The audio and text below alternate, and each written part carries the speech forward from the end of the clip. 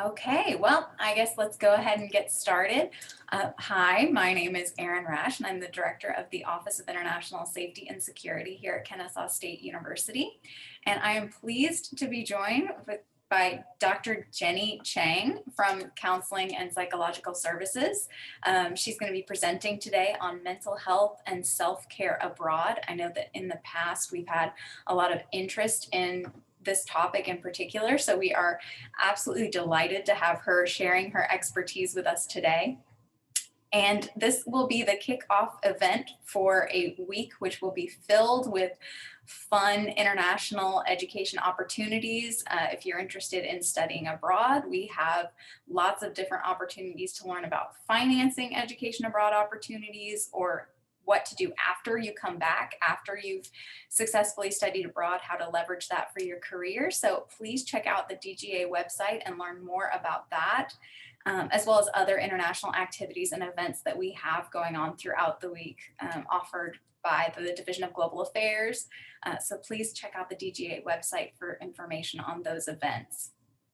And so a little bit about my unit, and then I will turn it over to Dr. Chang to explain about her background and get us started today.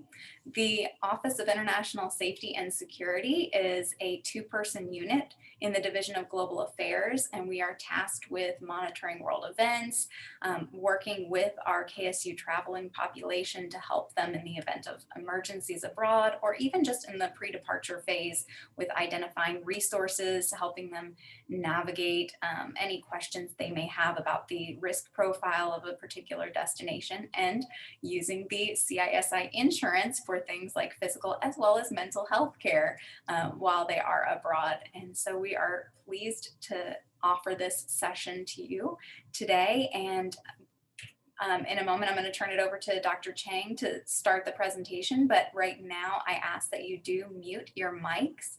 And if you have any questions, please feel free to type them into the chat box as we go. And at the end, we will open it up and have a Q&A for everyone. And with that, I will turn it over to Dr. Chang. Thank you for joining us. Thank you, Erin. It's very nice to meet you all. And so I'm a psychologist at the Counseling and Psychological Services at KSU. And I started this job actually not that long ago, this past January, right before the pandemic started. But prior to that, I was working, I had worked 8 years at a different college university counseling center. And believe it or not, I actually work with a lot of students who study abroad. And so I have a lot of anecdotal experience to share with students. Anybody else who's interested in knowing more about some of the mental health issues that may or may not take place while students studying abroad. And so let's see, what else do I need to say? I think so. I do have a lot to say about this topic, so I'm very excited and to share my knowledge and information that I have to share might actually be helpful to you. So, Angelica, do you mind turning the page to the screen, to changing the screen to the next page, please? Thank you. So study abroad and mental health. Let's get started. So I put down a quotation by a researcher in the study abroad mental health area because I think it actually captures exactly some of the concerns that people have in terms of mental health issues while they're abroad. And so basically, by definition, study abroad students are faced with acculturative stress by virtue of facing differences in assumptions, values, and expectations of daily living in their host culture.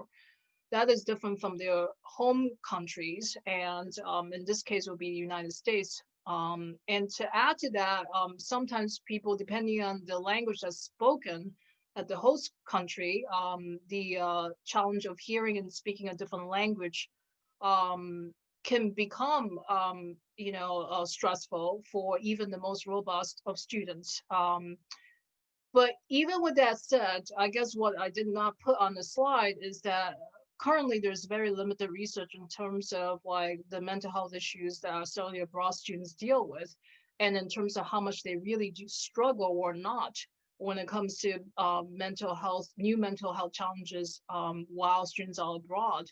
So that's why I put down in the second paragraph that we can't really just assume that cultural adjustments will have a negative effect on the students' mental health when they study abroad. Sometimes the novelty of living in and learning about a different cultural environment can actually provide excitement, new knowledge, psychological development, awareness in oneself in ways different than living in the United States. Some people find that the change in their environment actually has, some people find that to be a positive impact on them, their mental health, because of some self discoveries that they experience while living in a different country. And students oftentimes find that coping mechanisms that they have used in the United States in their home country are universal and can be used regardless of their geographical location.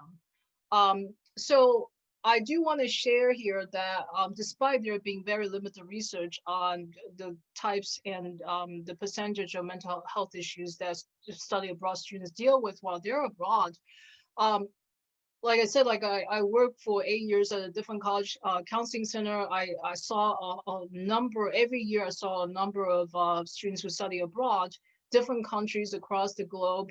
And for the most part, I would say that about 90 to 95% of students I saw, and this is purely anecdotal data. So based on my personal experience and contact with the students who have studied abroad in the last 8 years, 90 to 95% of students come back having felt happier about having the study abroad experience.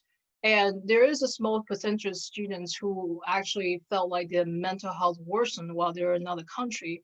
But I think a lot of that had to do with there's a mixture of different issues too. Sometimes it's because while in the United States, they did not have a very strong support system to begin with.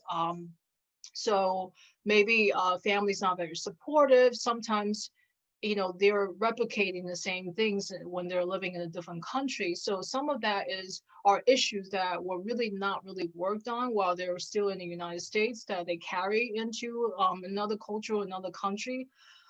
This could be also said about some people I've noticed have had very significant, social anxiety issues, which I guess is sort of self-explanatory in terms of, like going to a different country, meeting new people from a different culture can bring in even more variables that can be triggering for some students with certain types of very specific types of social anxiety issues as well. So so I will talk next about some of the things to look out for, some of the signs or symptoms to look out for when a student is studying abroad. Angelica, would you mind moving to the next page, please? Thank you. So some of these are signs of adjustment issues or depression. Depressed mood or irritability, is pretty obvious.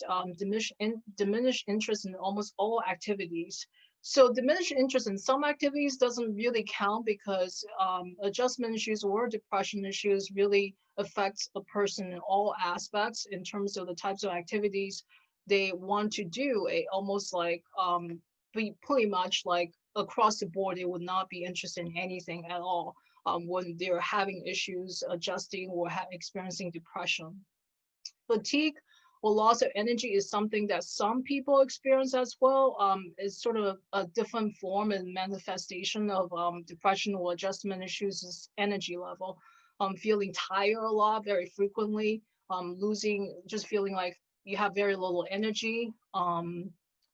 And related to that sometimes is a significant increase or decrease in appetite or weight. And this is, of course, over time. Um, and another sign of adjustment issues is trouble sleeping or sleeping a lot, more than usual.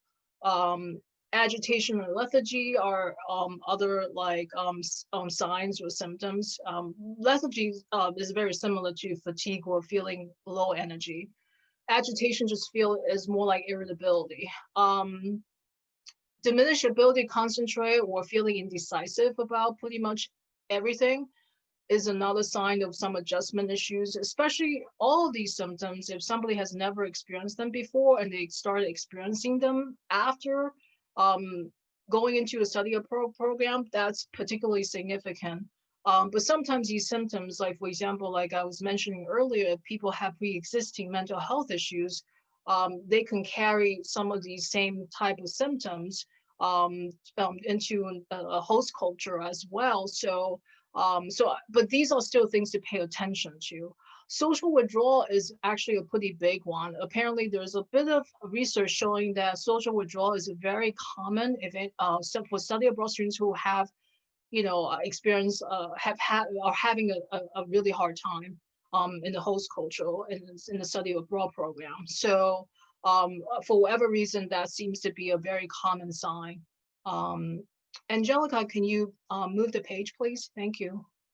So how do we deal with mental health while abroad? So one of the biggest keys to success is preparation. So the recommendation is that students should be making proactive plans to help manage any mental health issues that might take place while abroad. And so especially for students with pre-existing depression, anxiety issues, any other mental health issues that they already have, it does mean that they need to meet with their counselor, their therapist prior to studying abroad to discuss coping and dealing with any potential issues that might be triggered while they're abroad, and arranging for their prescriptions if they're taking any sort of psychiatric medications to be provided either prior to studying abroad or while abroad. And this is tricky because some prescriptions are apparently illegal and not available in other countries. So I think it's really important for students who are taking medications to discuss this in advance with their medical providers, so that arrangements can be made for them to continue to take the medications that they are currently taking. Another proactive plan to make is to try to anticipate and issues to come up ahead of time, even if they do not come up, by finding out, learning about mental health resources in the local area and the host country beforehand for both routine and emergency situations. I had a student who, um, you know, was in the UK, I think, for a study abroad program. And this is not at KSU, was the other school I was working at. And it wasn't exactly an emerging situation, but like I was contacted about having just like one counseling appointment or something. And I ended up looking up resources, helping him looking up some resources in the UK. In the UK, it's actually fairly easy because in countries, I think that in some of the countries, the information is not readily available. There might not even be a whole lot of routine emergency services available depending on the country. But in the UK, I think there's something similar to 911. I think it actually might be 111. And I looked up a bunch of things online for the student, but I think for students who are planning to study abroad, they can actually look up this information themselves or talk to their counselor or their providers, the medical providers about this. And Aaron might even have information about this that I'm not aware of. And so I think, one of the things about preparation is I mentioned at the very end of this slide, stay in contact with Aaron with the International Safety and Security Division of Global Affairs at KSU.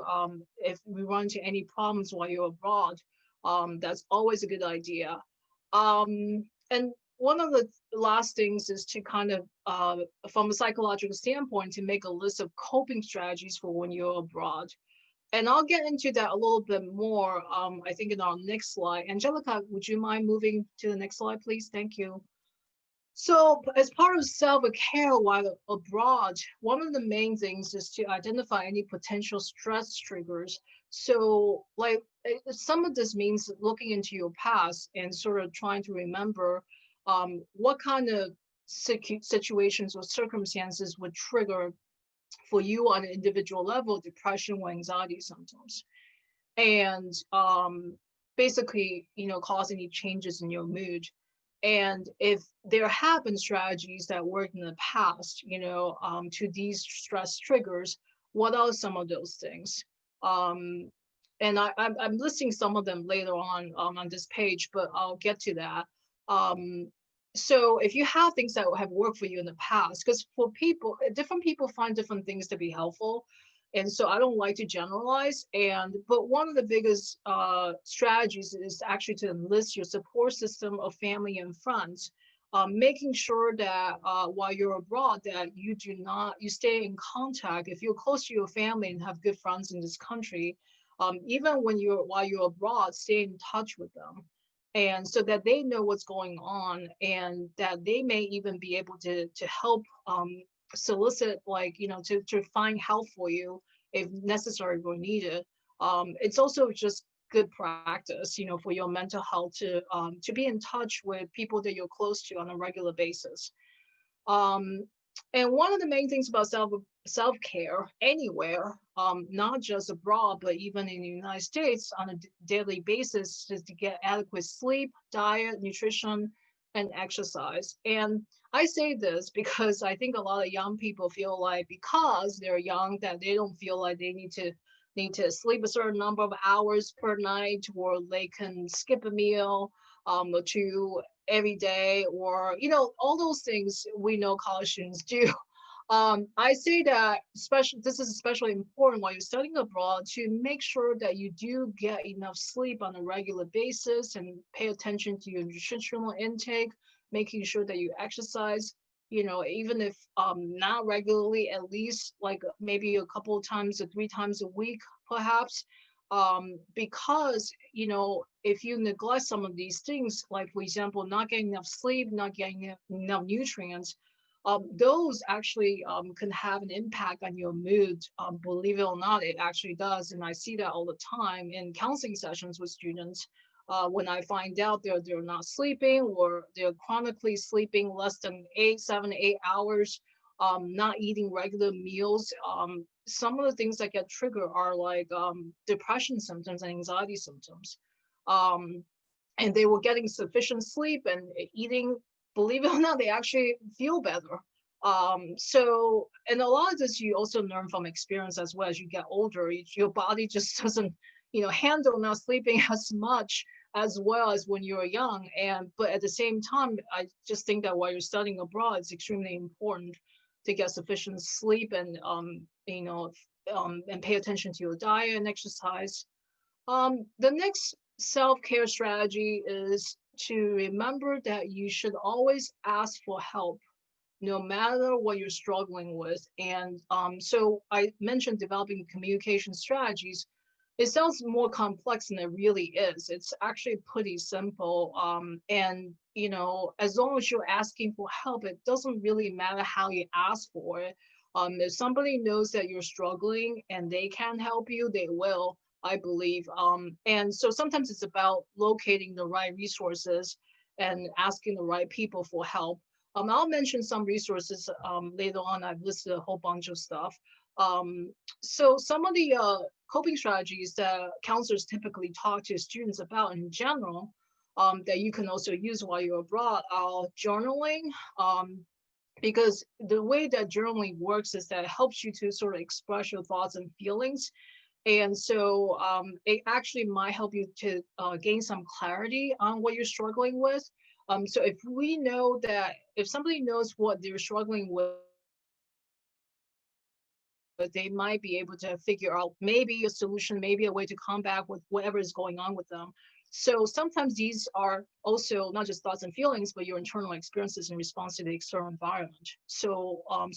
We talk as counselors a lot about stress triggers, meaning like what's triggering in the environment, what is triggering you to feel a certain way, to have a certain type of internal experience.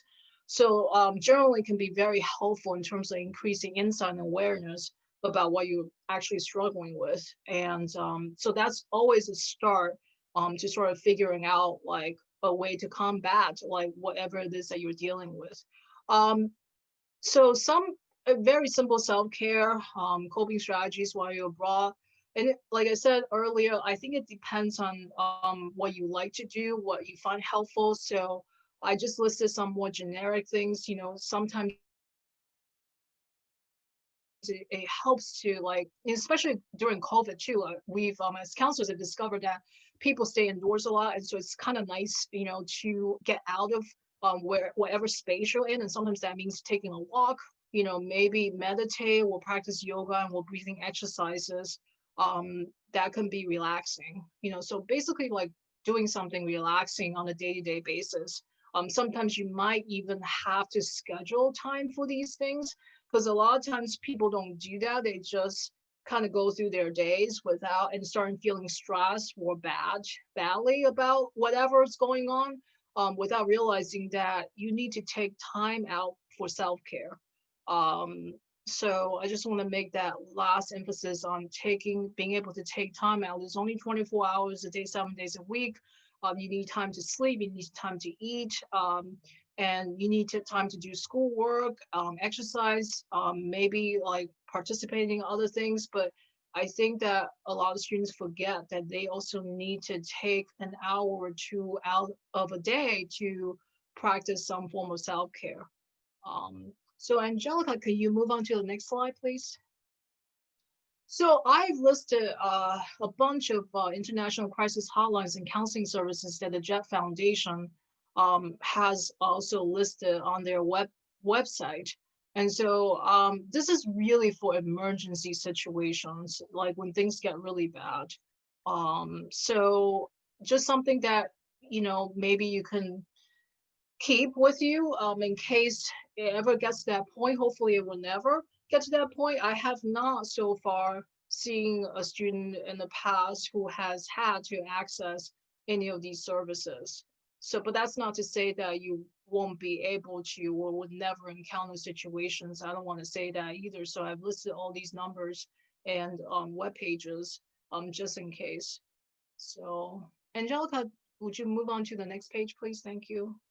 So lastly, I will just want to take a few minutes to talk about the services that we provide at Counseling Psychological Services to students at KSU. So we offer a number of workshops on a variety of academic and psychological topics. I think there's some stress management, test anxiety. We have PASS, what we call PASS workshops to deal with any sort of academic concerns. Study skills, for example.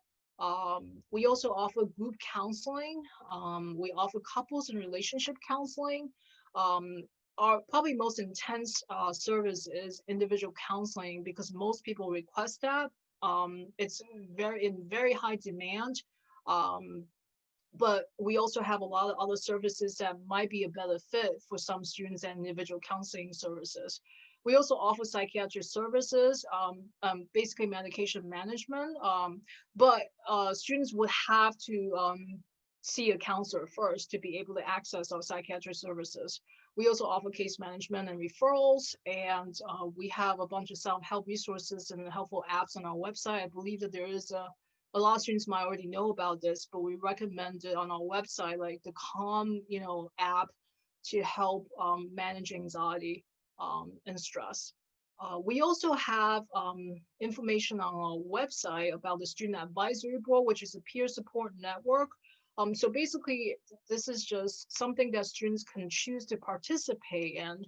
It's actually kind of fun because I believe if it wasn't for COVID, they would probably have had their retreat already this year. But they basically I do believe that the students are trained to provide some peer counseling to their fellow students. I believe that they pair up, I think, with a mentor at the Counseling Psychological Services to sort of work on, maybe outreach events, to plan for outreach events, and also to get information from students directly about how to improve our services here at Counseling Psychological Services. So it's actually something that a lot of students have shown interest, but I just want to list that. It's not really a service we provide, but it's sort of something that students who are interested in mental health services, like in terms of not like interested in counseling per se, but interested in knowing more about how our center is run and the services that we provide, and wanting to help us with possibly developing new programs that might be more helpful to students than the ones we currently provide.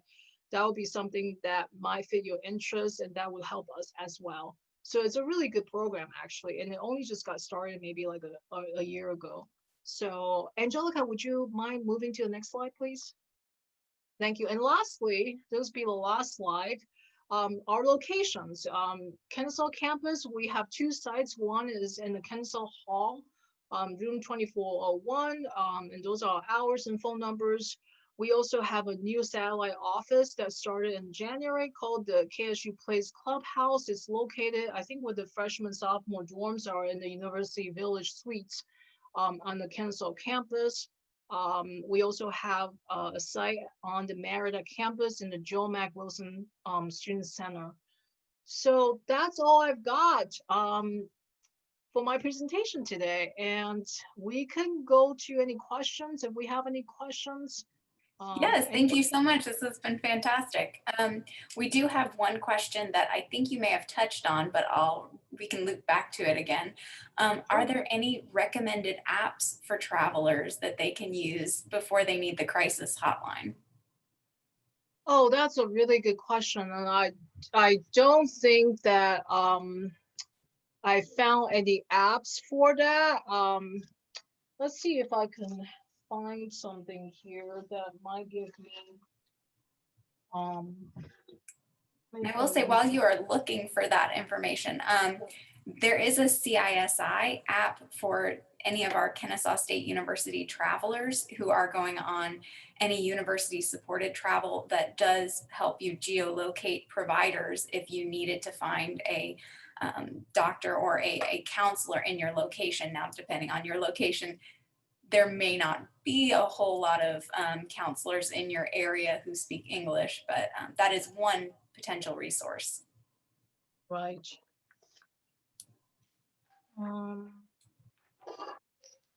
I do believe, I have to say, I think the study abroad program it's not that like it's some sort of new kind of thing going on, but I don't believe that in terms of mental health resources for students who study abroad, I'm not aware of any apps um that is specific to students who are traveling abroad.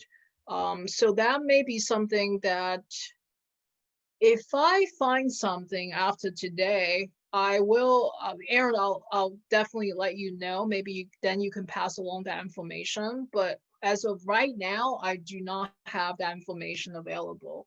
I don't know. There might be some apps there, but like in my experience, I have not heard of any that is specific to students studying abroad.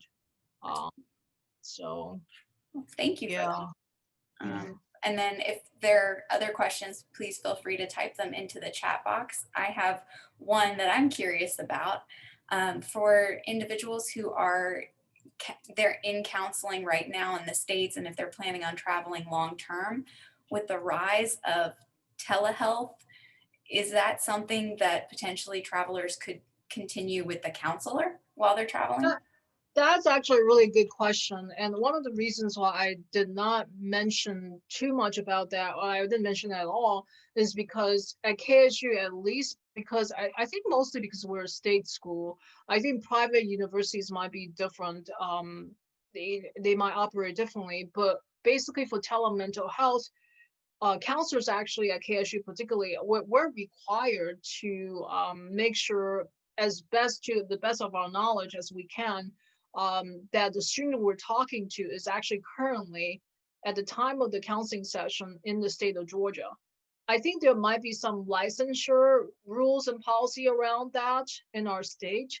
And so even with the popularity of telemental health these days during COVID, um, we still have to make sure, like I think we have a student fill out a survey before a counseling session that they basically verify that they're currently in the state of Georgia and not elsewhere, not in Tennessee, not in like Maryland, not in Europe. I think they have to basically say that, and of course, like we can't really tell, but at the same time, sometimes you can tell based on where they're at in the background. Like somebody could be at the beach, like, and like, we certainly, that is certainly, I think, a concern. I think that the reason why I didn't mention it earlier is because I know that we have a policy here at the Counseling Psychological Services that we cannot do telemental health with a student who's currently not in the state of Georgia. Um, so which is making this really tricky. So if they're overseas, I don't think we can.